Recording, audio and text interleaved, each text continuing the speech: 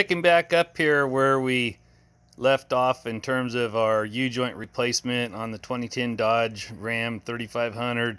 I've got the old U-joint removed in this part of the yoke, prepared to put the U-joint back in. We went and picked up our U-joint from Napa, and one of the things that I like to point out is that the factory vehicles anymore don't have serviceable joints.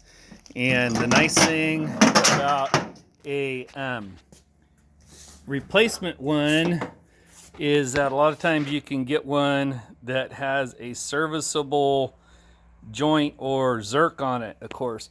So we can go ahead and grease that up and keep that U-joint in place. Now this pickup's got almost 200,000 miles on it. So I'm certain or hoping that this U-joint will definitely last the pickup for the rest of its working life. But I'm gonna go ahead and start to put this in there.